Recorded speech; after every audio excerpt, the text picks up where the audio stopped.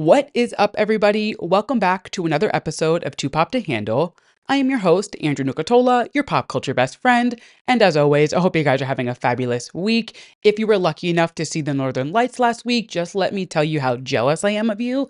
I also feel like there was a giant group chat where everybody and their mother knew that the Northern Lights were going to be visible from like these odd spaces, and somehow I got left out of it. Like, was there an email chain that went around? Was there like a text message that went around? Like, how did everybody know to look outside for the Northern Lights that night? Except for me. I definitely had a little FOMO, which I usually don't get. Like, FOMO is not something I deal with often because I'm usually like, you know what? If I wasn't at this experience or I didn't see something like that, like, it wasn't meant for me. Like, it is what it is. Life goes on. But this, I'm like, did everybody know except for me? Like, I genuinely feel like I'm the only person in the world who didn't get to post a picture of it on Instagram, which obviously isn't the point, but like, you know what I'm saying. So if anybody left me out of the group chat, just know you're on my list. But that being said, I did end up seeing something equally as exciting to me over the weekend. And if you follow me on my socials, if you listened to last week's episode, you already know, but I had a religious and spiritual awakening over the weekend, and I went to the sweat tour. Finally, I flew to Denver for less than 48 hours. I literally landed at 9 a.m. in Denver time and I got home by 10 p.m. New York time. So 30 something hours. It was the quickest trip of my life and it was worth every single second. You guys, this tour was insane. It like, obviously it was a concert and like they were doing their thing. Troy killed it, Charli killed it, Shy Girl killed it. Like, it was incredible performance wise, but the energy and the vibe within this room was so insane. I literally forgot that I wasn't in a Brooklyn warehouse. Like, it genuinely, I felt like I was out in like some random dingy Brooklyn basement where like you can't hear anything you're thinking. All you see is lights. It was in fucking incredible. There's like a few weeks left. I literally think there's like 2 more weeks left. They're in LA tonight. I know they have a few more West Coast dates. So it's definitely coming to like the end of the tour. But if you have the chance to see this show, please go see it. It was so fucking good. And I kind of have a hot take. Like, I know this might, rub some people the wrong way, and I am not here to pit women against each other. That is never what I want to do here at Too Pop to Handle. But having seen Chappell Roan and Charli XCX within the same calendar year, I'm going to go on record and say doing the Apple Dance live was so much more fun than Hot to Going live. And hear me out. The Apple Dance, you have one opportunity. There is literally like 25 seconds in the song where you can all come together, snap in, and get this right. You have one opportunity. With Hot to Go, you do it like 4 times throughout the song. It is literally every time there's a chorus, you are doing H-O-T, like you're doing it. You know what I mean? With the Apple Dance, you have one chance to lock in, get your mark, hit the beats, and it was a euphoric experience having an entire an arena of people doing this silly little TikTok dance together. It was incredible. The entire show was just like out of control. It was fucking unreal. Lived up to every single expectation that I had. It was worth every penny. It was worth every second. It was incredible. I had the time of my life in that show. Also, Denver was such a cute city, like so cute, such a cute little area. Also, the train system was so nice. As somebody who's obviously from New York, I take trains very seriously because I take the train multiple times a day. I take it everywhere. It is like my regular form of transportation. When I got to the airport and got onto the train, I was like, this is the cleanest commuter rail I have ever seen in my life. It was immaculate. It was so easy to use. I loved it. Denver was a fabulous city to visit. I am so glad I went, and I definitely want to go back and like check it out and see kind of more of like the mountains, less of the city, really like take in what they have. But I was there for one reason and one reason only, and that was to see Charli and Troy, and it exceeded all of my expectations. It was fabulous. And we're going to talk about the Brat remix album in just a little bit. Guys, you know the drill. We get into our music and, a little bit later in the show. But before we hop into our pop culture moments from the week that were just too pop to handle, I have to just give a little shout out to the current white boy of the month, because he might be the white boy of the month to you, but he is like the white boy of a lifetime to me. And that is Andrew Garfield. We are getting fed so much quality Andrew Garfield content lately, and I am eating every single bit up. He was just in the BuzzFeed puppy interview. He's going to be on Chicken Shop Date this weekend, which are going to be incredible. He's doing the press for the new movie with Florence Pugh that's coming out, or that already came out, We Live in Time. Haven't seen it yet, but it looks incredibly devastating, and it's on my list, but I need to like mentally prep myself for a sad movie like that. So I see everything he's in for the most part, so definitely on my list to see. It looks incredible, but I'm just loving all of these little like press moments we're getting from him. He is everywhere. Everyone's eating him up, and I just need to, give him a shout out because I love him. He is one of my number one all-time celebrity crushes, and I'm eating up every little ounce of content we are getting from him. Give it to me all the time. I'm loving it. So I just need to, give him a little shout out and make sure, you guys know where I stand with that, because I know he's the white boy of your month, but he is, he has a residency as the white boy of the month with me. That being said, let's hop into our pop culture moments from the week that were just too pop to handle, a little rapid fire moment. First things first, it is crazy to even be saying this, but we have some information on the 2025 Met Gala. So we found out that the exhibit that's going to be unveiled at the Met Gala next year is going to be called Superfine, Tailoring Black Style. It's an exposition that will present a cultural and historical examination of the Black dandy from the figure's emergence in the Enlightenment Europe during the 18th century to today's incarnations in cities around the world. Drawing inspiration from Monica L. Miller's 2009 book, Slaves to Fashion, the exhibit will feature garments, paintings, photographs, and more, all exploring the indelible style of Black men in the context of dandyism from the 18th century through present day. We also find out who the chairs are going to be. So we have Coleman Domingo, Lewis Hamilton, A$AP Rocky, Pharrell Williams, Anna Wintour, and we also have LeBron James, who will be an honorary chair with them. So lots of information for the upcoming event. And there's a lot to kind of dive into here. So people are already obviously like, oh my gosh, like how are people going to dress for this? And it's something to note that this isn't necessarily the dress code. Obviously, the dress code is always following the exhibit to some extent, but this isn't necessarily what people are going to be wearing. So we don't really know what to expect for the red carpet yet. I think people just get so wrapped up in the Met Gala and are like, oh my God, this is the exhibit. This is exactly what people are going to be wearing, which honestly, I feel like this would be a really cool switch up for the Met Gala to do. So ideally, think menswear, think like tailored suits, like cool, like just a lot of very people could do really cool like shoulder pieces with it. I feel like the women could do really sick like long blazers, like almost like blazer dresses, and really do like a feminine spin on it, because again, it is like menswear. There's a lot of history to it, and I think it's something that the Met Gala hasn't done in this aspect. I think it's actually the first time that they would be diving into like this pocket of culture, and I think it'll be really interesting to see the way people do it on the carpet. And now of course everybody starts to speculate what the dress code is going to be, what people are going to be wearing, and it starts to kind of raise the question of like, where is the line for non-people of color, and like what can they do to obviously pay homage and stay on theme with the dress code without overstepping a boundary, because obviously this is so deep rooted in Black culture. So I think that with the dress code, whenever that comes out, it'll probably be in the next few months. I mean, yeah, we're only 7 months away from the Met Gala. That is crazy. That being said, obviously we're going to get the dress code in just a few months, so we'll find out exactly what it is, and I'm sure there's going to be some type of like deeper thought process with it, where it's not just going to be strictly inspo from the exhibit. They're going to probably do something a little bit different for it, but also playing homage to it. So we will see. But people are like up in arms over this, and they're like, oh my gosh, like, it's going to be a boring theme and this and that. And like, I think everyone needs to just like, again, like I said a few weeks ago, media literacy is very important. If you read into it, you will know that the dress code is not announced yet. So obviously, yes, it is going to follow the exhibit in some sense, but it is not set what the dress code is yet. They can do really whatever they want. They will obviously take like homage and take inspiration from it, but I definitely don't think they're just gonna be like, all right, everybody's wearing menswear essentially to the Met Gala. Like, I don't see a world in which that happens. And realistically, nobody follows the theme anyway.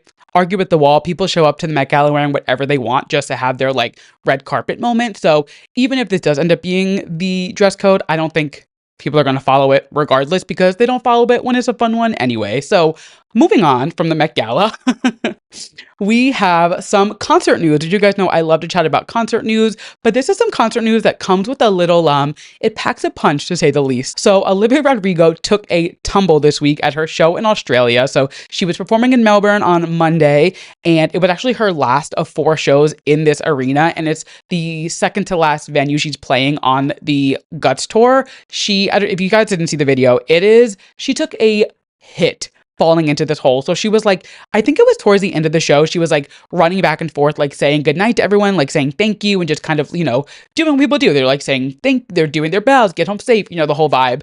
And she like sprinted across the stage at one point, and it's weird because you can see the little lift in the stage, it's closed, and then it opens as she's running back, and she just like completely dives into it. Like the ground fell out from underneath her, and it looked so painful. She climbed out and she was like, I'm okay, I'm good, that's not supposed to happen, and like kept going on with the night. Like she was fine in that sense, but that was insane. I was like, who in their right mind was like watching her on stage and like accidentally pressed open the fucking trap door for her to fall through? It was fucking crazy. And I was like, that had to have hurt. Like she definitely has a bruise or two on her ribs. The way that she like completely got like body rocked by this stage, and she's little, like she's an itty bitty, she's like a little rag doll. She's like probably like 150 pounds when she's wet. So the fact that she just like flew into this and hit herself on it, I was like, ooh, she's going to feel that in her guts later on. But it also led me to the question of like, when is this tour fucking ending? I feel like she has been on tour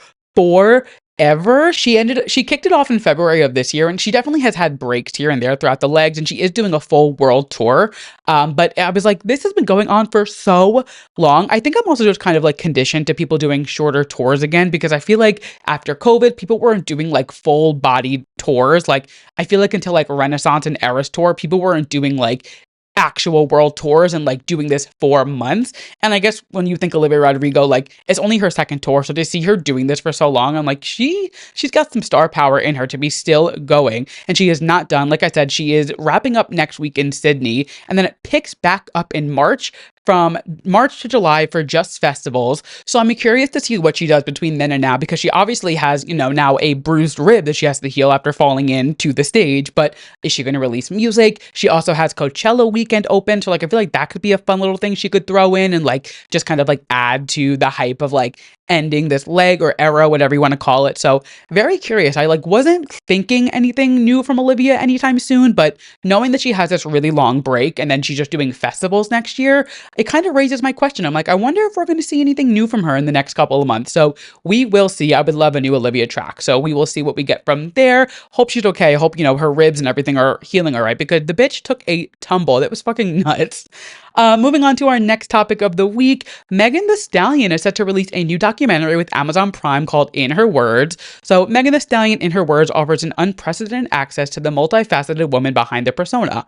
Follow the Houston native's journey on the road to stardom as she tenaciously navigates fame, grief, pressure, and success. The documentary unpacks Megan's most vulnerable moments in a powerful way that allows fans to meet the real Megan Pete. So we are getting a little inside look at Megan Thee Stallion and her life, and it is kind of interesting that this is her first documentary, because she kind of did have this like really crazy accelerated come up. She was obviously doing her like mixtape things for a few years, but I feel like 2019 hit and she just like, she had the Hot Girl Summer remix with Nicki, and it's been up and up and up from there. And it kind of has been like, I feel like we obviously hear a lot about her life through her music and her raps and things like that. And, she tells us a lot. She's been through a lot of shit in her life, but this is the first time we're actually going to get kind of her story in that sense. So I'm excited for that. So the film will premiere on Prime Video on October 31st for Halloween, which is perfect. She loves Halloween. Every year she throws a Hottie-ween party. She picks a city and does like a giant Halloween party her fans can buy tickets to.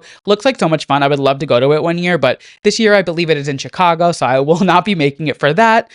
She posted it to her Instagram and said, I'm nervous and excited for y'all to see it, but it's finally here. But yeah, I'm very excited for this. She has a sad upbringing. I mean, she's lost both of her parents at such a young age. She was still going through college while she was having this like crazy success of her first EP and mixtape and everything. Like she's really, also not to mention like getting shot in the foot and like all the backstabbing just happened with her with Nicki, and there's a lot to unpack there.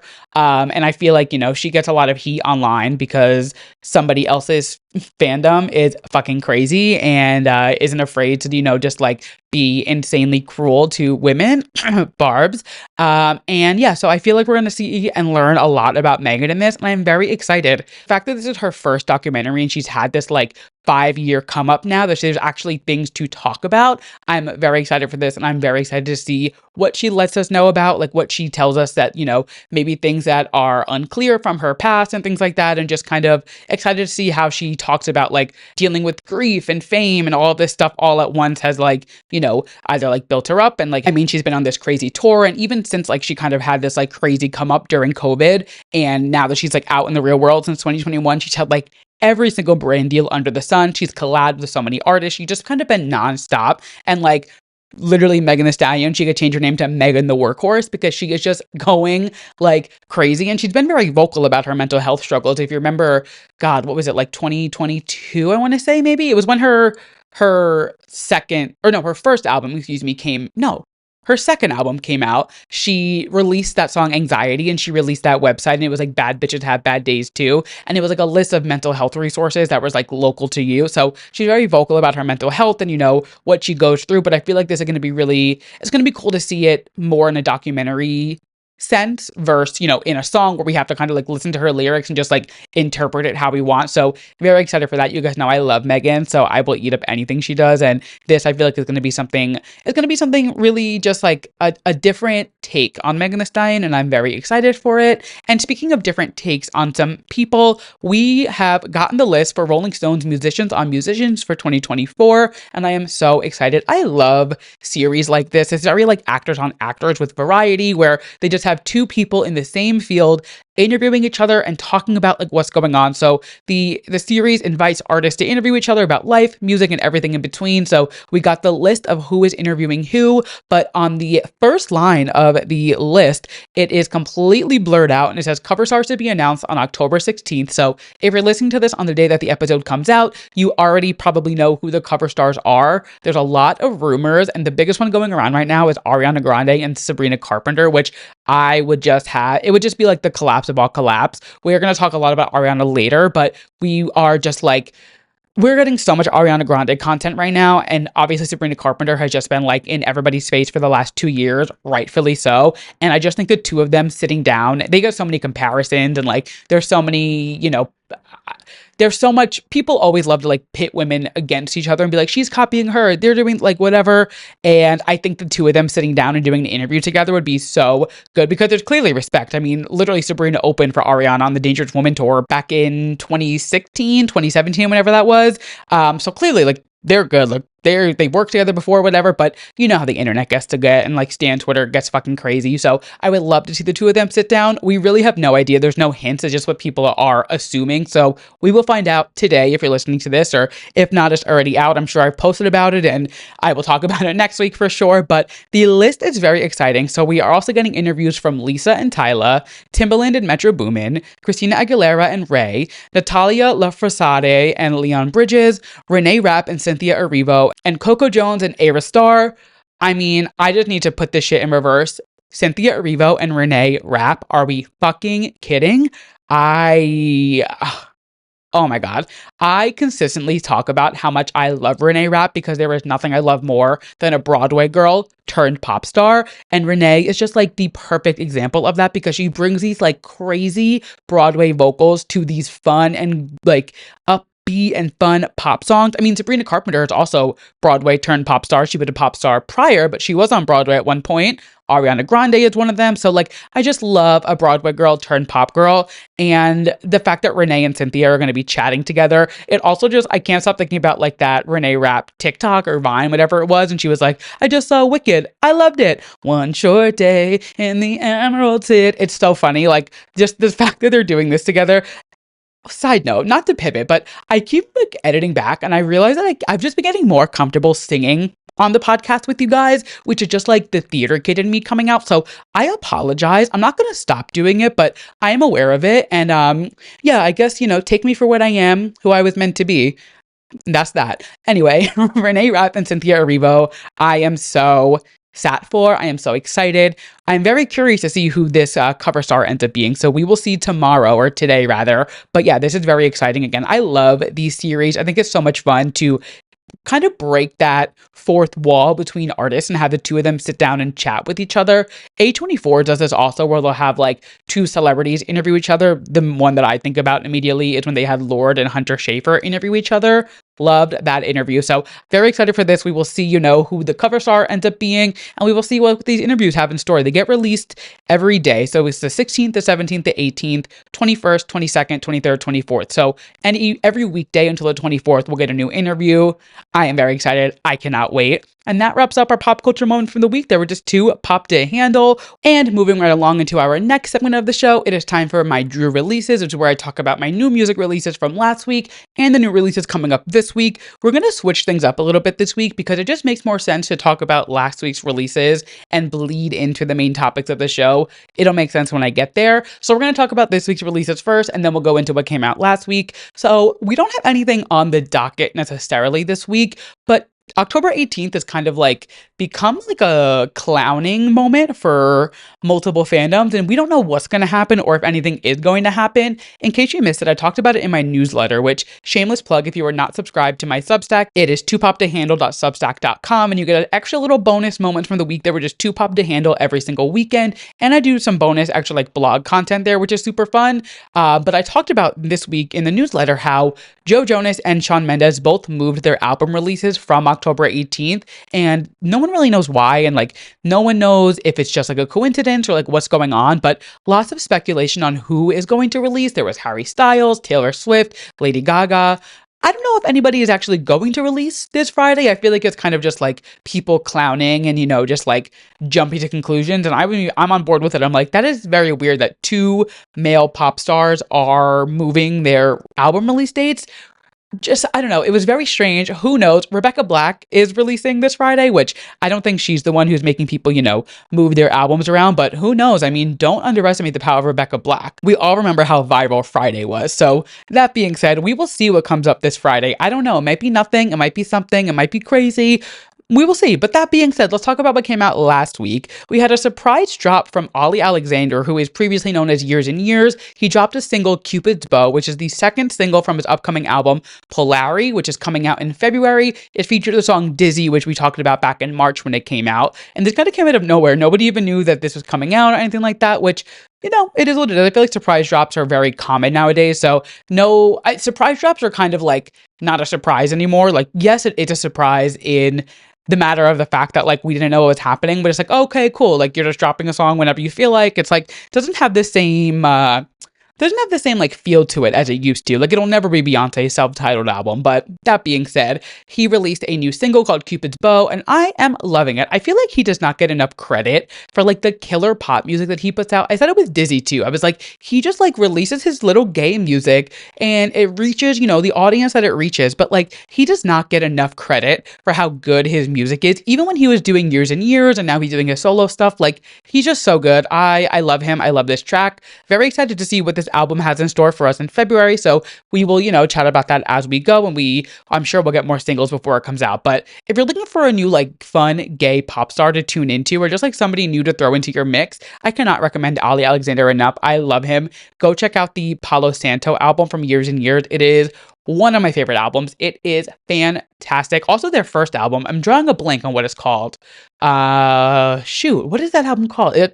Drawing a blank right now, but really, really good. Honestly, all of his stuff is good. So go check him out. Loving this new single. Very excited for a new album from him. We will chat about that more as it comes. And obviously, the green elephant in the room is the Brat remix. So we talked about it last week and we have a lot to talk about. So I'm not going to talk about every single track just because like I would be here forever because I have a lot to say. So I picked out a few. I picked out 1, 2, 3, 4, 5, 7 of the tracks to chat about. Some I have some more things to say. Some I just want to like talk about how much I love it. So let's dive into it. I'm sure you all know Charli released her remix album to Brat last weekend, and the way that she did it, like, let's just give her flowers where they are due, because this was such a fun way to do a remix album. Not only, I wouldn't even call it a remix album, it's like a reimagined album. All of these songs, most of these songs, not all of them, a majority of these songs have completely different like sounds to them. They still obviously have that like the original song woven into it, but she really like took these songs and made it something new on pretty much every single track. And I'm really impressed at the way that she was like took these messages from the original songs and took some of the hooks, but like completely transformed not only just the sound, but like the meaning and like what the lyrics are about. So first and foremost, we're going to talk about So I featuring A.G. Cook, which I was talking about last week, how special it is to have A.G. Cook on this because it is a song that's dedicated to Sophie, who has passed away. And the way that they did this song was such a beautiful tribute to Sophie and such a celebration of life. It really, especially for like Charli fans who have been around since the Vroom Vroom EP and like since Sophie and Charli have been working together, if you've been with her for a while and know Sophie, like this song and these new lyrics walk you through Charli's journey with Sophie. And if you've seen the interview, I forget where it is, but there's one interview where they ask Charli about Sophie and like what she meant to her. And she just like breaks down. She's like, I've never met somebody like that. Like she touched so many people and like she has such a unique way of experiencing music and producing music. And you could just really tell how much Charli genuinely loved and adored Sophie. And it shines through in her music. And I think this rework and this remix of this song is so beautifully done. Even at the beginning, there's like that, with like that like buzzing at the beginning is very reminiscent of like LOVE from Sophie's album. There's a Bip sample, there's Party for You. Like there's so many Sophie callbacks within this track while A.G. Cook and Charli are both like talking about their experiences. Such a beautiful celebration of her life and the work that they all made together. So like I said, I was going to love this. I knew it was going to be great. So they exceeded every expectation with this track. I keep seeing people posting listening to it, just like crying because it is when like the lore behind Charli and Sophie and like all of that stuff, like it really does hit a different chord. And yeah, it was just a beautifully done remix, reimagined song, whatever you want to call it. Absolutely loved it. The next track that I was absolutely loving is B2B featuring Tinashe. Like I said last week, this kind of had like high stakes because they were kind of getting their second opportunity to collab together from Drop That Kitty back in 2015. And it's just so much fun. It's so good. Again, they're kind of taking this track and giving it a second life and like breathing new energy into it. It's all about their come up together and like how they've kind of both been in the music sphere, but like they never had like crazy big breakthroughs. They just kind of like been in like that niche little pop culture, stan Twitter, gay music kind of corner of the world. And now they're both kind of having their moment. Charli with Brat, Tinashe with Nasty. Charli says, didn't come out of nowhere. Oh, I'm sorry.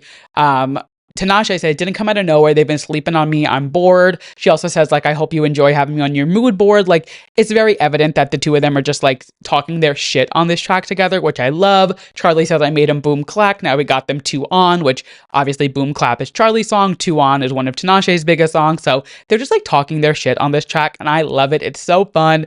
This song by itself, like originally is already like so much fun and I love it. But like having this little remix and like kind of switching up, the verses and things like that, beautifully done. Absolutely loved it. And now there are two tracks last week that I was talking about where I was like, I don't understand why she's having these two straight men collab on these tracks. I'm just going to take back those statements. Like I said, I didn't think Charli would steer us wrong. I didn't think she would give us anything quote unquote bad for the Brat album, but I was so confused as to why we were getting Mean Girls featuring Julian Casablancas. And I think about it all the time featuring Bon Iver because Mean Girls is obviously about like essentially a socialite and like a mean girl who's just, a bitch. And like, I was like, why are we getting a man on this track? Like, it just didn't make sense. And then I think about it all the time, that song is so empowering almost for women specifically because she's talking about wanting to have a baby and societal pressures and things like that. So I just didn't understand where it was coming from, but that was before I knew the way she was going to reimagine and remix these songs and kind of give them a new breath of life. And I think now knowing that, like if I knew that last week, I wouldn't have raised an eyebrow at these two remixes because now listening to them, I'm like, these are beautifully done. I absolutely love them. So let's talk about Mean Girls first. First and foremost, there's that sample of Owner of a Lonely Heart by Yes, and it just adds so much more message and depth into the new lyrics that Julian is bringing into it. So he says, I played this game before, fighting for a hopeless cause, and now you're at my door. I've seen this trick before. Here's one for the one who left, and here's one for the abandonment. So the new reimagined version of this song, if you want to call it that, is Julian essentially being like, I'm being played, my heart's being played with. This mean girl is fucking with my head, fucking with my emotions. She's abandoning me. Like, I've played this game before. I've been the one fighting for a hopeless cause. And this one's for the mean girls who are, leaving me down in the dumps. So, such a different way to approach the song and to spin it. And it just kind of gives a nod to Charli's brain and the way that she works and like the way she's able to really just like think of so many different layers for the music that she puts out and really is able to make it her own no matter how she wants to. And like she was able to think like, hey, what if we flip the narrative and now this is somebody singing to the mean girl from the perspective of like being led on by them. And I love that. Such a creative way to spin it. And then similar to Bon Iver. So the whole thing with this remix album is kind of like the come down after the party. Like there's a lot of feelings on this album. You're experiencing like a whole plethora of emotion. So this one is kind of like when the party ends, am I actually happy? Like I'm out partying. I fell in love. Everything seems right, but like at the end of the day, like, am I really good? Like, am I really happy? Am I content with where my life is? Like, am I where I want to be? Am I where I'm quote unquote supposed to be? There's one line where he says, I found love, but does it all have to be so hard? I'm scared to run out of time. Like, they are tackling messages on this song that are very real for, us, 29, turning 30 soon year old people or people who might be in their 30s. Like, it's it's a transformative time in a lot of our lives, and Charli being in her 30s and, me coming into my 30s soon. I don't know if it's just because of my age, you just think you're like, am I where I want to be? Is this where I'm supposed to be? Like, you just have a lot of like, a lot of different thoughts as you start to age and things like that. So I thought the way that they took this track and just kind of reimagined it in that sense was beautifully done. I absolutely loved it. And again, I take back my statements from last week because I fully understand why they were both on these tracks.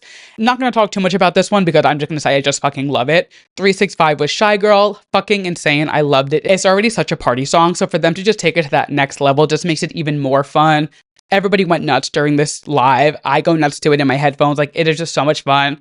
Love what they did there. Another one that I just love what they did, and I actually last week was saying, I was like, I can't believe there's no Spring Breakers remix, but at the same time, I'm not mad about it because it is a perfect song as it is.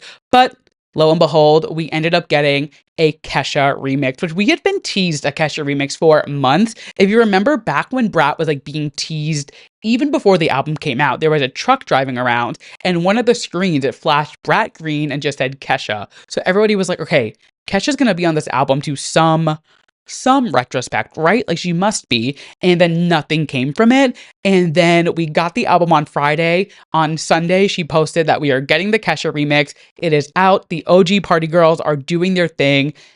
I'm not going to come on here and be like, oh my God, it's the best remix I've ever heard, because like, honestly, it's not the best remix I've ever heard. It's definitely not my favorite by far on the album, but just having Charli and Kesha work together is enough for me. It's not bad by all means, but it's definitely not like, it's not the next track we're going to talk about, which is Sympathy is a Knife featuring Ariana Grande. But that being said, I love that Kesha is on this. Like she said, they are really the OG party girls. Like the two of them have been doing this shit for years. So to finally have a collab between the two of them, it just feels right.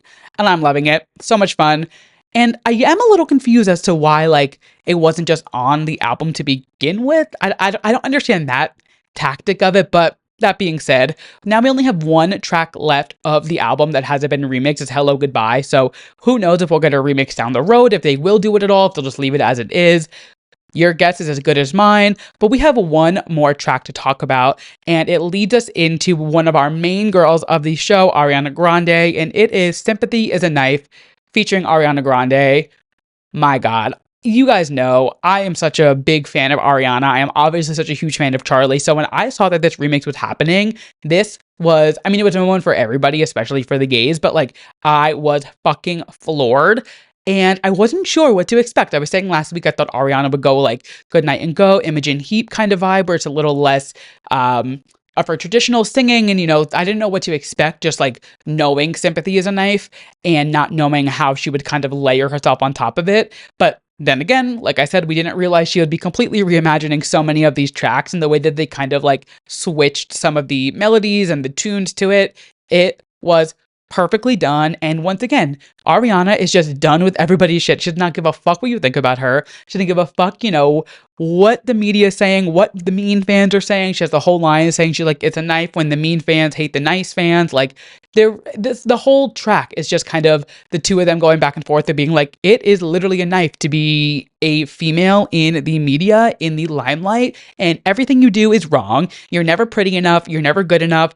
This is never perfect. Like everything is just so over criticized, especially for females in the media. And I think this collab it just fell so perfectly with like what Ariana is preaching right now. Like she's kind of in this like I don't give a fuck era where she is very much just like doing her thing. She's been painted so many colors by the media, by people online, and I think she is such a perfect definition of being a brat this year. She's like, nobody knows the story. Nobody knows what's going on. I'm just going to do my thing, have my man, promote my movie, get a killer viewership on SNL, which we'll get into in a second, and just keep it pushing, which what's more brat than that, than like not giving a fuck.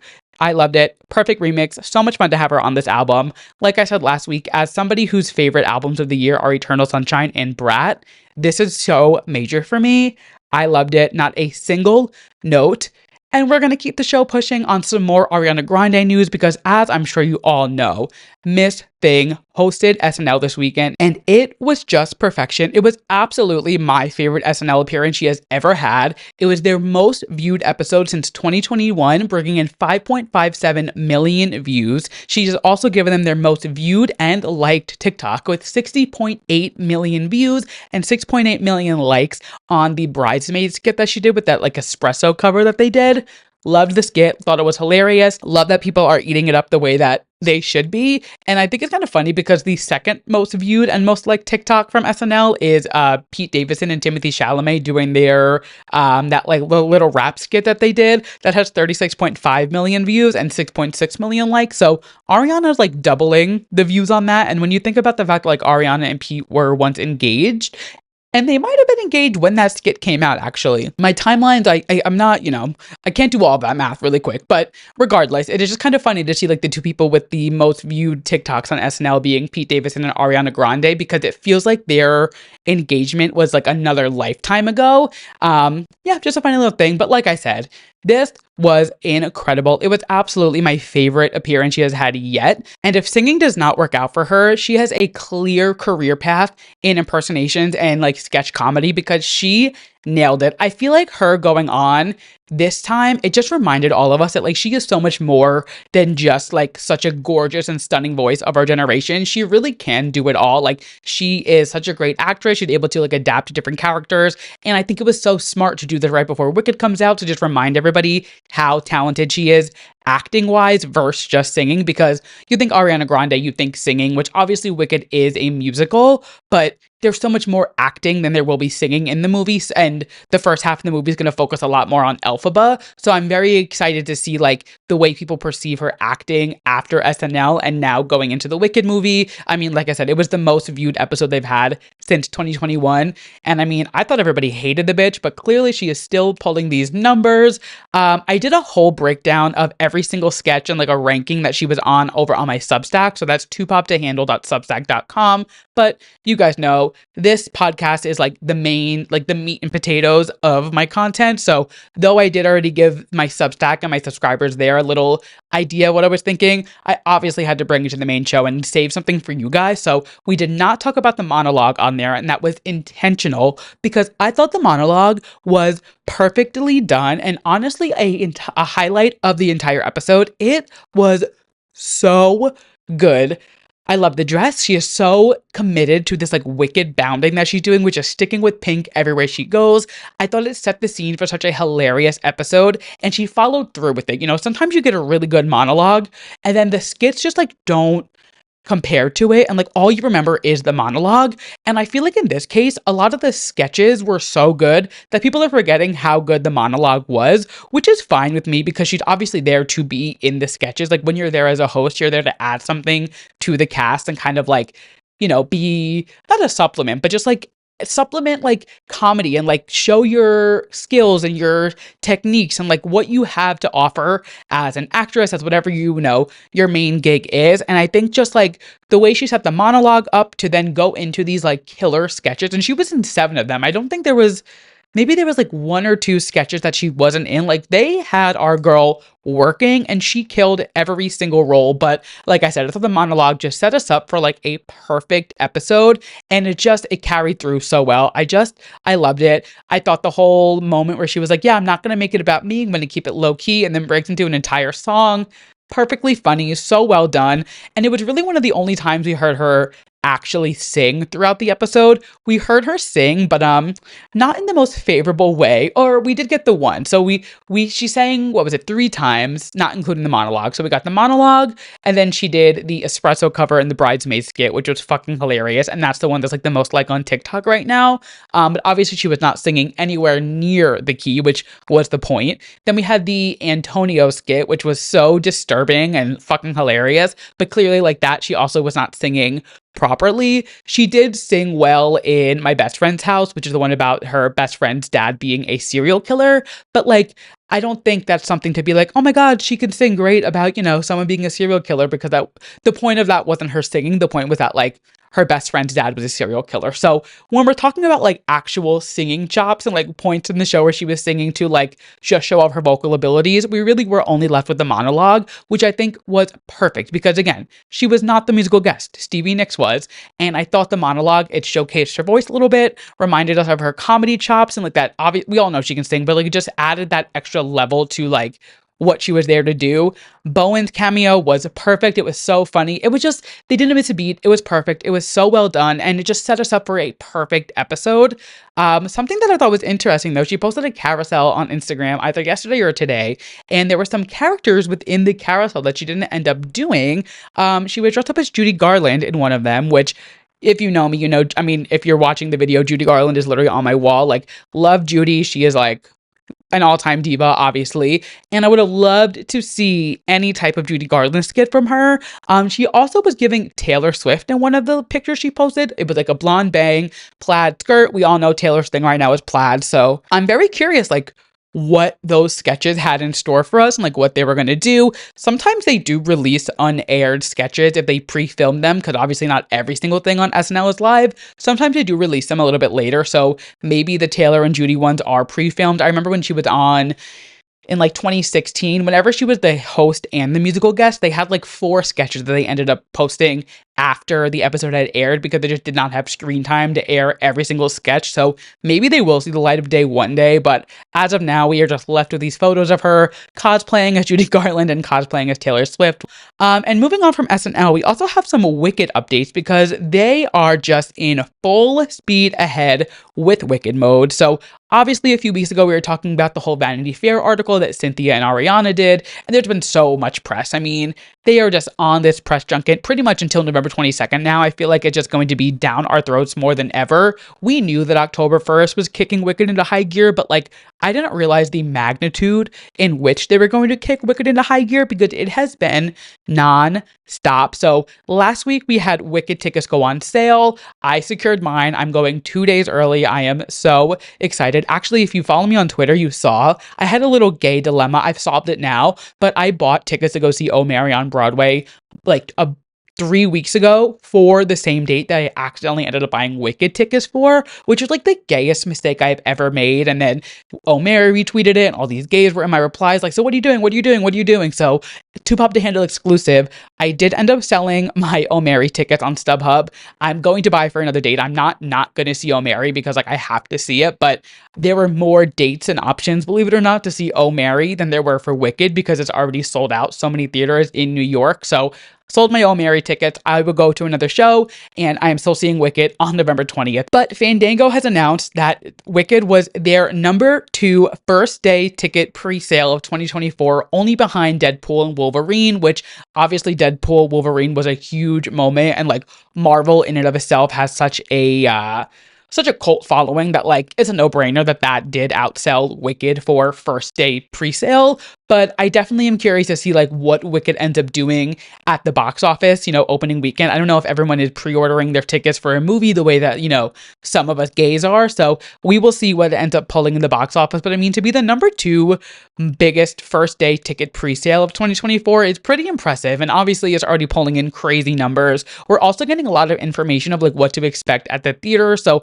all the different chains, so AMC, all the different places you can go, Cinemark, all the different theaters are now releasing like what they're doing for the movie. So there's different cups, there's different popcorn buckets. I know my theater is giving out like little Wicked Legos for the screening that I'm going to. There was one theater who was doing like this crazy like $30 ticket deal where you got like the popcorn bucket, the soda cup, and a ticket for $30, which is a crazy deal. Like they are pulling out all the stops for this movie, and it's giving just like it's making everybody so much more excited. I feel like because there's so much fandemonium behind it. I cannot wait. I am so excited. It's going to be so major. We're almost a month out. Like we're like 34 days away from this movie coming out. I cannot wait. It's going to change my life.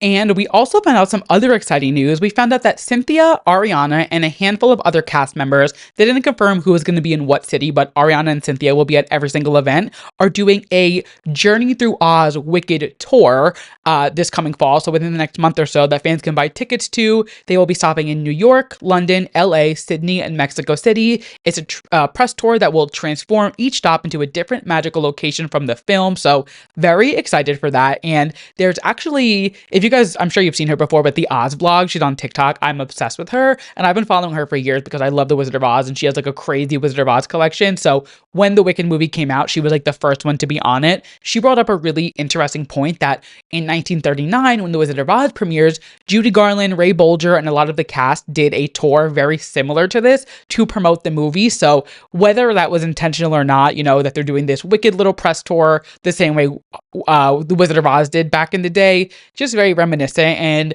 Oz is such like a close-knit community, which, just there's so many different layers and levels to it. I've talked about it on episodes in the past, but just like it's cool to see, what ties in from the Wizard of Oz into Wicked, the stage play, into like the books, and like there's so much that they can pull from. And regardless if that was intentional or not, I am very excited. I'm also very curious if this is what they're going to do with the Wicked train. If you remember with the Olympics, they had the Oz train going through Paris. And I was like, if they bring this to New York or any other city, like I will be sitting at Grand Central Station 4 hours to see this fucking train come through. And I wonder if this is going to be part of it. Regardless, I am excited. I will be going to war to make sure I am in attendance for this. But that being said, we're going to wrap up our Ariana Grande discussion and move on to the next woman of the hour, Miss Taylor Swift. So lots of news about her. I feel like every few weeks we have to have like a whole segment just about Taylor Swift. Obviously, I supplement here and there. There's little things coming up, but this week they were just like a lot. And I was like, you know what? We're going to give Taylor part of center stage with Ariana this week. We're just going to go through everything going on with her because there is a lot. Starting out with some news that I just love to see. She has donated $5 million to Feeding America for the Hurricane Helene and Milton relief efforts. So Feeding America posted a statement last week and it said, "We're incredibly grateful to Taylor Swift for her generous $5 million donation to Hurricanes Helene and Milton relief efforts. This contribution will help communities rebuild and recover, providing essential food, clean water, and supplies to the people affected by these devastating storms. Together, we can make a real impact in supporting families as they navigate the challenges ahead. Thank you, Taylor, for standing with us in the movement and to end hunger and for helping communities in need." And that was a statement from Claire Babineau Fontenot, the CEO of Feeding America. And just, obviously I don't think Taylor did this donation to get a shout out. I'm sure she would have been totally fine with it being private, but I do think it is important, that they did mention the fact that she did donate, and it just kind of raises awareness and maybe would help other people be like, hey, I should donate if I have. I've been saying it for the past 2 weeks, like if you have anything to donate or you can just share a link or anything, just donate where you can, because it's crazy in the hotspots of these hurricanes. Like it is really, really sad. So seeing Taylor, do her part and donating this amount of money that's life-changing money to this kind of cause. So obviously I could not donate $5 million, but I have donated what I can, and I'm encouraging everybody else to donate as well. Feeding America seems like a great organization. I forget what organization I've had linked in my description for the past 2 weeks, but I will link Feeding America. I'll link the other one down below as well. So just, make sure everything is good to go. Make sure you can help how you can. Share the link. It's important to give back where you can. But I love that little tidbit. I had to give Taylor a shout out. And the week continued with some fun Taylor things. So she has been out and about in New York this week. She's getting ready to kick off the Eras Tour again later this week in Miami. So it's the last week with her and Travis to just kind of be a couple together and go out and do things. So they have been soaking up every single minute together and I am loving it. So on Friday night, they went back to the Corner Store, which is the restaurant that they were at a few weeks ago in New York. It's the newest hotspot. I'm dying to go. I haven't been yet, but people say it is so good, and it was very popular before Taylor went, and now it just keeps getting more popular. And again, this is her second time going, so it's just going to get more impossible to get a reservation. So I will get there eventually, hopefully. But that being said, Taylor, Travis, Blake, and Ryan did go to the Corner Store this weekend. There was a headline saying that Travis and Taylor were wearing matching Louis Vuitton jewelry. She had a ring on, he had a charm necklace and a bracelet. I don't think it was intentional matching. I think they're both just really rich people who can afford Louis Vuitton jewelry, so they were wearing it. They were like, oh my God, is this a friendship bracelet thing that they're doing? Are they trying to be matchy-matchy? I think those people are just, reaching for a headline. But who knows? I don't know. I wasn't there when they got dressed, nor were these editors or people writing these articles.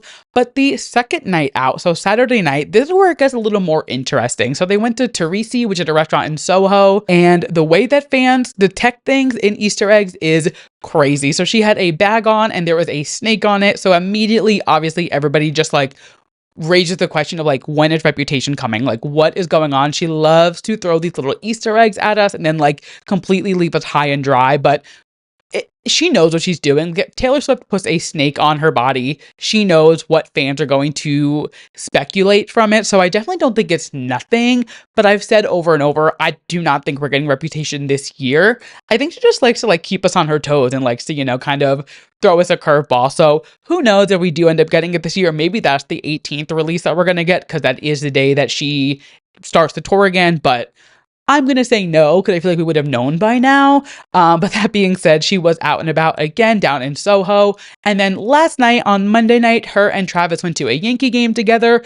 Love that they are, doing a little bit of restaurants. They're doing some sport outings. It's not all about going to a Chiefs game and cheering on your boyfriend. You can go on and cheer other people too. So we love to see them, representing a New York team. So very cute, just sporty spice. They were cuddled up together in their suite. What is it called? Their box? I don't fucking know. I don't do sports, but they were all cuddled up. They were kissing each other. It was very cute. So again, as unnormal as their lives are, I love to see them out for date night. I love to see them out just doing things that normal couples would do, even in the magnitude in which they are. I mean, not that a normal couple can go to a Yankees game and sit in a suite or get into these impossible restaurants to get reservations for. I'm sure Taylor just had Tree call the restaurant and be like, hey, I need a table for 4 in 5 minutes. Taylor Swift was walking in, and they probably kicked people to the street just to get her in, where everybody else cannot get a reservation. But they're doing as normal as they can, and for that, we have to appreciate. And then wrapping things up with our Taylor Swift talk for the week. Like I said, the Eras Tour is back this week. So she has 3 shows in Miami at the Hard Rock Stadium. She is kicking off the final leg of the tour, which feels like it was a long time coming. No pun intended. So she has shows in the US, and then she goes to Canada, and then we are done with the Eras Tour. So 3 shows this week in Miami, which means surprise songs are back. I'm not expecting anything new or any changes to the set list. I don't think we're going to get anything, crazy like it was when she came back after TTPD. There's not really anything to add or change. And I feel like with this final leg, it would make the most sense to just kind of keep the show as it is and just end it on a high note. So we will see, you never know with this lady. She loves to pull things out of her ass. So we will see what she does, but very excited to see what is in store. And I just always love seeing the surprise songs. We will talk about them next week. If there's anything to talk about, there might not be. But that being said, we also got a very exciting announcement from Taylor this morning. So she went on Good Morning America to announce that she is releasing the Eras Tour book along alongside with the anthology Tortured Poets Department on vinyl. So we've been asking for the anthology on vinyl for months, and we are finally getting it alongside this book. So it is the official Taylor Swift Eras Tour book. It is going to feature personal reflections written by Taylor Swift, a 256-page hardcover book, over 500 images, including never-before-seen performance photos from every era, and exclusive rehearsal photos from behind-the-scenes images of instruments, costumes, set pieces, and designer sketches. So this is such a perfect way to kind of wrap up the tour and like give the fans something to commemorate it with besides all the merch and the friendship bracelets, things like that. This is like a nice little like coffee table moment. It can be a nice decor piece. It could be something to display in your room. So I love this. Will I be purchasing it? Probably not. It's just not something that I feel the need to display in my house. But if this is something up your alley, I love that for you. Purchase it, buy it. And on top of that, she is also releasing, like I said, the Tortured Poets Department, the anthology on vinyl. So it's going to be 35 tracks, including 4 acoustic bonus songs. It is 4 marbled translucent vinyl discs. And the vinyl album will also include a never before seen 12 by 12 poster. So like I said, people have been asking for the anthology on vinyl for months. Now we are finally getting it. All to say, it is very interesting that these are coming out in store only at Target on Black Friday. They will be available online on November 30th, so whatever the Saturday is called after Black Friday, so only a day after online if you don't want to go out to Black Friday and deal with the crowds. But it's very interesting that Taylor is choosing to go Target and not Record Store Black Friday, because we all know Taylor has done so many things with Record Store Black Friday before. She's released Debut, Fearless, 1989, Red, and Speak Now, all through Record Store Day. She was the Record Store Day's first global ambassador on their 15th anniversary of the celebrations. They did the Lake 7-inch gold flake vinyl. The Long Pond Studio Session was a Record Store Day exclusive. She's always good about supporting local record stores and sending signed copies and exclusives to these smaller record stores. So it's very interesting the fact that it's not a Record Store Day exclusive and it is through Target.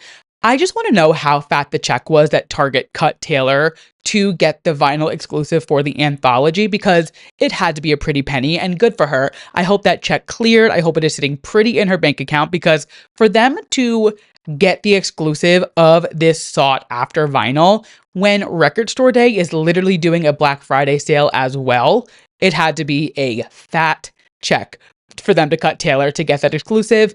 And you know what? As much as I would love for her to be doing this at a smaller record store and, doing the whole give back there, she's done her part. She's also had a long relationship with Target. I think since Speak Now, maybe even Fearless. Definitely since Speak Now, she's done Target exclusives with them. So she is, switching gears back to her roots and doing some Target exclusives there. So, I'm not sure if I will be buying the anthology on vinyl, only because I don't listen to that part of the album a lot. I've said it before, 31 tracks is a lot for me to digest. And I do think it's a great second half of the album, but I really do just stick with the first half. It resonates better with me. I like it better. And I already have that on vinyl. I don't know if I need a 4 LP of the anthology, so we will see. Odds are pointing to no. But again, if that is something you were interested in, I am encouraging, go out to Target on Black Friday, get yourself a book, get yourself the vinyl, and celebrate the holiday season with Miss Taylor Swift. What else could you ask for? Moving on to our second to last segment of the show, just a TV recap. We are recapping Real Housewives of New York and Real Housewives of Salt Lake City. So kicking it off with Real Housewives of New York, they're kind of coming down from the excitement of Bryn's party from the episode before, and they're kind of just hung up on everything that happened, which I understand. And it was very heated and it was very tensions were high, so I get why they're still kind of hanging on to it. But I do feel like I was saying last week, I feel like the Bryn villain storyline is kind of going to be a thing all season long, and I'm curious how it's going to prolong throughout the season. So I guess time will tell. But we see Erin and Uba wig shopping with Erin's mom, which is so heartbreaking to see what Erin's mom is going through. But it seems like she's in high spirits to, be able to go wig shopping and be on camera doing it and things like that. So besides that point, Erin ends up saying that she kind of just is dealing with the fact that Bryn takes stories and adds her own words to it and kind of spins them in her own way for her own dramatic reenactment of it almost. So obviously Erin is kind of just like over the Brinification of stories, and Uba, we know by the end of the season, has like a blowout fight with Bryn that gets like crazy. So we will see kind of how this transpires, but I'm like, every little thing that Erin says to Uba, or that really that anybody says to Uba about Bryn this season, I'm like keeping in a filing folder, because like I said last week, I am so curious to see like what is the straw that breaks the camel's back that makes Uba and Bryn finally have this giant blowout. So we will see. We also see Sai and Jenna talking about the argument with Bryn, and Sai kind of reflecting on her relationship with Bryn and where it's at now. Obviously, we saw that Sai freaked out on Bryn. She called her Satan literally at her party out in public. And it was all because she was upset that Bryn told Jenna that Sai hated her. Jenna did tell her that she heard the rumor from multiple people and not just Bryn, and Sai could not have cared less who it came from. She was only focused on Bryn, which definitely isn't fair to Bryn, because if multiple people are talking shit about her, she should be holding them all to the same accountability. But obviously Bryn is in the hot seat after the party, so she's not having it. She did also say that she did reach out to Bryn over Thanksgiving because she knows that Bryn has a difficult time during the holidays because of her family situation, and she didn't answer her and didn't seem interested in spending any time with her.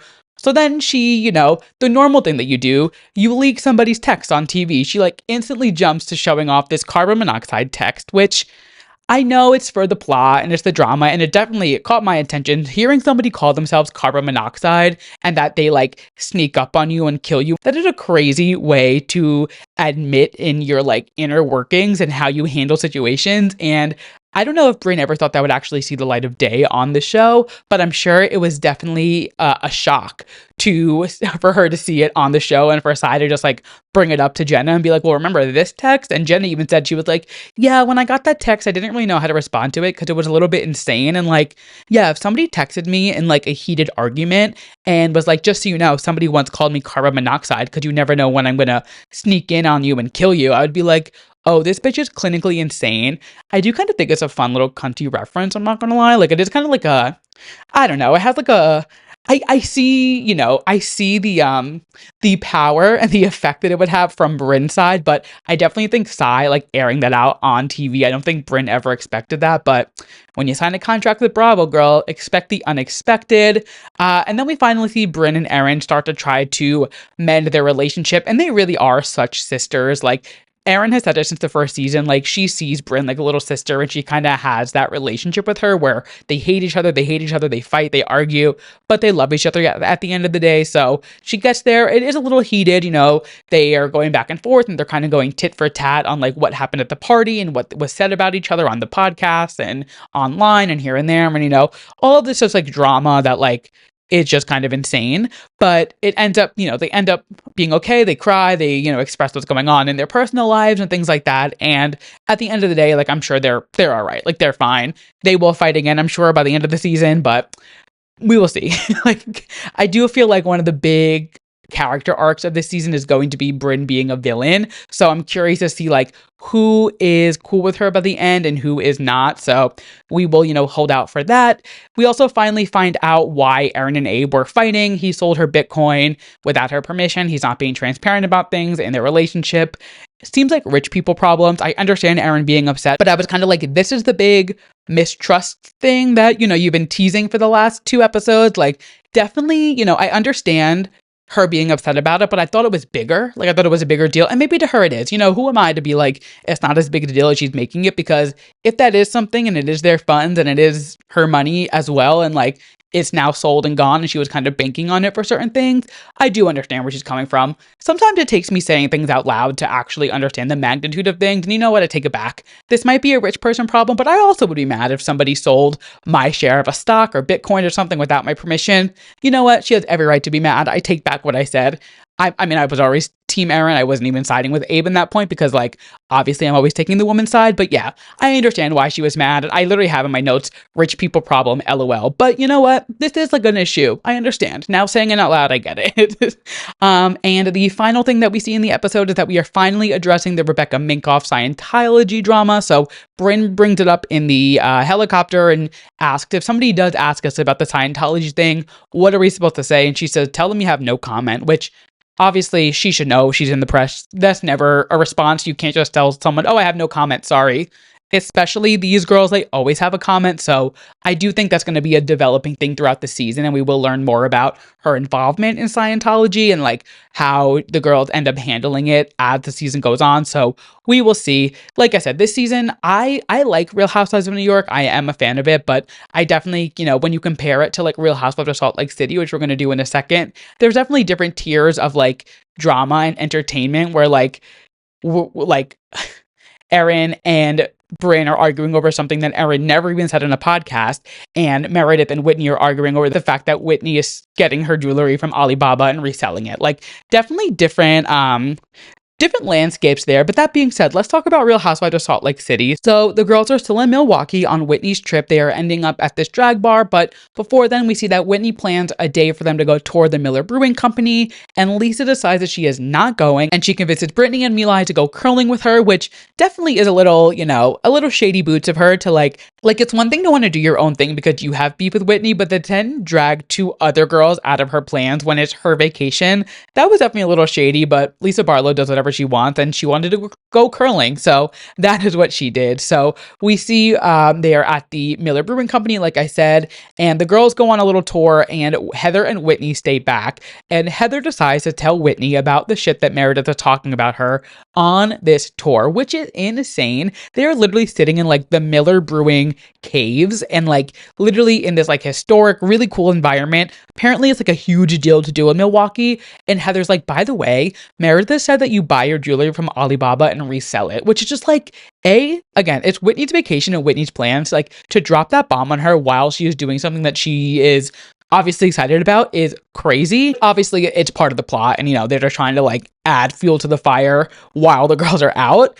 And then what's crazier than that to me is Heather being like, hey, don't bring it up on the trip. Like, let's wait till we get home to bring it up. And what does Whitney do? She brings it up on the bus ride over to their dinner. And I'm just like, why would you bring it up on the way to dinner if you're 10 minutes later going to be like, oh, by the way, put a pin in this because tonight's dinner is really important to me. It just made no sense. Like, I didn't understand her prerogative and like her MO with this. Like, why? I understand bringing it up, and I do think it was a necessary conversation to have with Meredith eventually, but to bring it up in front of everybody on the way to dinner and then get into this fight with them and be like, hey, by the way, put a pin in this because tonight's really important for me. I just like, why bring it up at the first place? You know what I mean? Like, just wait till you get home. I think they had like 2 days left on the trip, so didn't make sense to me. But nothing these girls do make sense because as they're arguing in a Sprinter van, they walk into the Harley Davidson Museum and they are like peaches and cream, all good to go. So clearly it's easy for them to, let things go in the moment and bring it up later. But the night does not go clearly as planned. Whitney ends up giving everybody necklaces from her brand out at dinner, which obviously is the root of the fight, her jewelry brand with Meredith, and it just lets everybody loose. So Lisa ends up standing up for Meredith. Angie starts standing up for Whitney against Lisa because we know Lisa and Angie have their drama right now. So obviously Angie and Whitney are like buddy. Lisa and Meredith have gone through I feel like they've gone through like therapy essentially to become friends again, because if you remember season 1, they were besties and then they had that falling out. So the two of them have done a lot of work to like get back to a good place. So seeing Lisa and Meredith stand up for each other is very heartwarming for somebody who loves the two of them. But it does make sense that like Angie is so team Whitney and Lisa is so team Meredith in this. And then Lisa and Angie just like go at it. So Angie is clearly exhausted from this friendship with Lisa. She's like, I miss meals with my daughter. I miss moments with my daughter because Lisa is always on the phone with me. They are just like, clearly Lisa is very codependent with her friends, which isn't a good or a bad thing, I would say. Like, I think it definitely has its pros and cons, and like that is what friends are for, to lean on. But maybe Lisa's leaning a little bit too much on Angie and any of her friends in general. So who knows, obviously I think we're going to learn a lot more about that as we go on through the season. But I do think it was a low blow for Lisa to bring up Angie's daughter as like ammo during this fight. I definitely think that was like not the coolest thing. And I understand why Angie like stood up and like threw her chair down to really like mama bear assert her dominance. So I thought it was a low blow, but I think Angie had a good rebuttal for it. And then the last thing during the episode, we hear Brittany say she finally broke up with Jared, and it definitely felt like a weird place to say it. Like Angie and Lisa, Whitney and Meredith are all fighting. You're in like a Harley Davidson museum. And just to be like, oh, by the way, I broke up with my boyfriend, who was actually never my boyfriend, who you all know was, cheating on me with somebody else, but is treating me as his best friend, but he's my boyfriend in my mind. Like the whole situation is messy. And for her to bring it up at dinner just seemed really weird. And then like where it went from there was so bizarre because her and Bronwyn start going at it. So Bronwyn asks, are you in love with him? Are you in love with his name? Because he is an Osmond brother like Donnie and Marie. And Brittany says you should worry about your own marriage and kind of like throws in the face of like, are you in love with your husband for, him or his money? Which is a question that Bronwyn has already addressed throughout the season because it's like a 25-year age gap between Bronwyn and Todd, but she clearly during this she like puts her foot down. She's like, we don't even have a prenup. When we met, I didn't even know how much money he had. Like we hit it off in a bar and just started dating. Like that's how it was. I'm sure the money helped, and I don't think she would deny that. Like obviously her husband is like top tier. He like created the Palm Pilot or something. Like he's very smart, very rich, like has a lot of money. So I don't think it hurt the situation, but I think the fact that she admitted to like them not even having a prenup, I was like, oh my God, like she's like, yep, I'm in, this is my thing. Like I think she really shut Brittany down in that moment. And though Brittany did have the right to question her the same way Bronwyn questioned her, I think Bronwyn's response was a lot heavier and like really hit home harder than Brittany's ever could have, because Bronwyn was like, absolutely not. We are not going to do this. So I think Bronwyn cleared. Again, I love Brittany. I do. I think she's fun in the cast of characters, but she's not making a great case for herself so far this season. So we will see where it goes from there. We'll see if she gets a snowflake next season. Who knows? And once again, they're just so good at like blowing things over and acting like nothing happened, because the episode ends with Bronwyn in a couture hot dog costume at Trixie Mattel's drag bar. So like they have these blowout fights all throughout the night, and then they end up at a drag bar doing a drag show and just like having the time of their life. So clearly like they're all able to tolerate each other to a point where like they can be in the same room with each other and like be fine. So who knows where everybody ends up. I am loving Salt Lake City this season so far. I'm loving RHONY too, but obviously Salt Lake City packs a little bit more of a punch, especially after what happened last season. So just like, a lot on the line for these Salt Lake City girls, and they are delivering every single episode. So very curious to see, where it goes from here. But like I said, we will recap this every single week and see what's in store for these Salt Lake City girls. And with that, we have made it to the final segment of the show. It is time for my yes and my mess of the week. My yes being something I am loving, and my mess being something I am not loving. So we always kick it off on a high note here at Too Pop to Handle. And this week, my yes is somebody who, it should come to no surprise if you listen to the show, if you know me at all, anything Anne Hathaway does is just, I love the bitch. I think she is just everything and then some, and she just continues to prove that she truly is mother. So last night, so Monday night, she endorsed Kamala Harris, which we all know Anne Hathaway is always on the right side of her story, so I didn't have any doubts in who she was voting for, but she finally came out, fully endorsed Kamala Harris, and she performed at the Broadway for Harris fundraiser and performed Somebody to Love by Queen, which first and foremost, who's going to start the petition to get Anne Hathaway back on Broadway? Because every time I hear her sing, I'm like, we need this bitch back on stage. She was in a few off-Broadway productions, and I believe one Broadway production in the past, but like, who is going to get Anne Hathaway back on a Broadway stage? Because I need it so bad. I mean, I know she is a little bit busy right now because she's filming like every sequel to every movie she's ever been in, but when that is all said and done, can we please cast her in something? Because I would love to see her back on stage and just like using those vocals that she has, because she's a great singer, honestly. Like she has a very nice voice. And it was also so fun because it was reminiscent of the scene in Ella Enchanted where she sings Somebody to Love.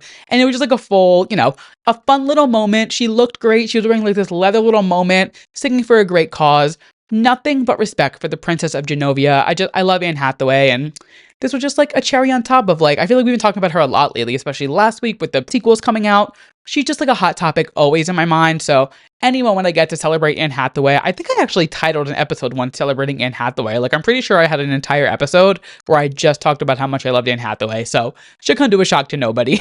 And moving on to somebody who just continuously lets me down. Not somebody that I necessarily like seek out or follow anywhere or like stan, or I wouldn't even say that I'm a fan of this person, but Azalea Banks, just like, I don't understand what her motive is. Like, it is always something. And when you think she's just like gotten to the lowest point that she can and like said the nastiest, meanest things about people. She just finds a way to be nastier and meaner. And I'm just honestly, it's been a while, like a long time coming, where I'm like, I'm done with her. We have to wrap it up. Like, she's just deplatform her, stop like feeding into it. Like, it's very much giving Kanye West. And I think at this point, like I'm bowing out. I was never really fully bowed in, but like I am fully bowed out at this point. So she made a lot of headlines this weekend. She made a statement saying that Vogue by Madonna is a trash record.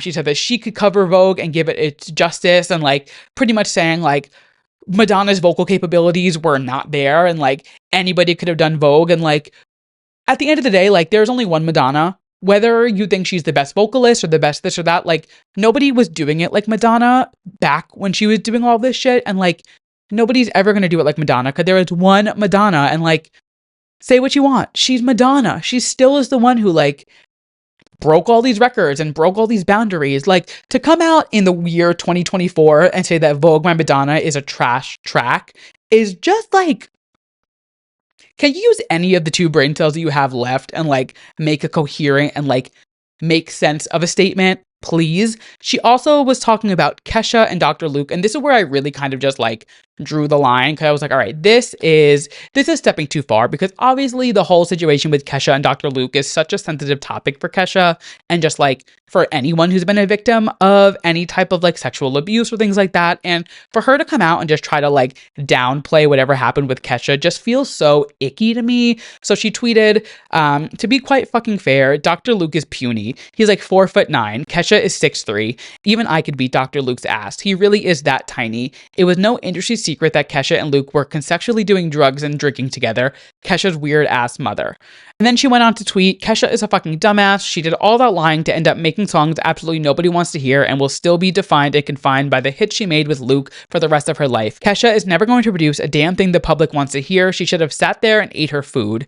And like, to sit there and boil somebody down to the only good work they have is with their abuser, especially when like Kesha's music after working with Dr. Luke was still really, really good. Like, obviously the reason Kesha was so big when she was so big and when she was working with Dr. Luke is because she was coming on the scene and doing things that were so like different and abstract and not the norm. Like, she really introduced like a normalcy with an auto-tune in mainstream pop. Like, she was thinking about like crazy nights out and like doing drugs and getting crazy, and like obviously there were already people singing about those things, but the way Kesha did it when she came on the scene and was so like blunt with it and just like in our face, like it wasn't just Dr. Luke who like made Kesha Kesha. Kesha is Kesha because she's Kesha. So I think to like to say these things, and especially like as a woman to a woman, it just is like, when it's enough. And I think this is me like waving my white flag with Adelia Banks. Like, yes, if 212 comes on at the club, like I'm not gonna not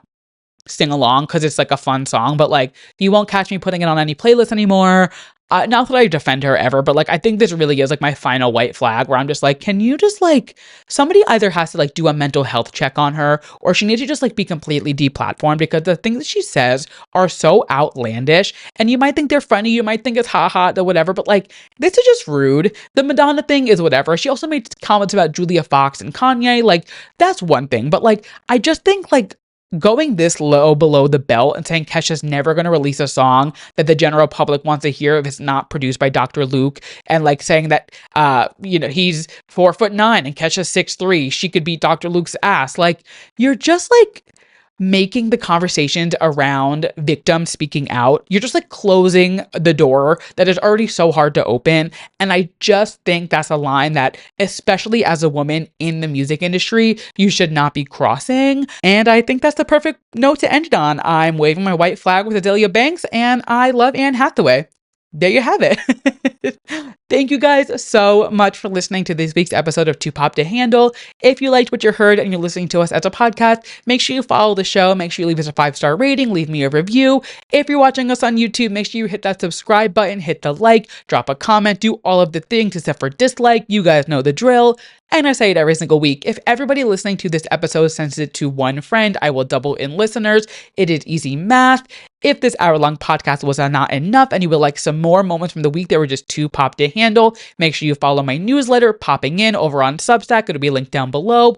Follow me on my socials at 2pop2handle. My personal is at Andrew Nucatola. And with that, I will catch you guys next week. Bye!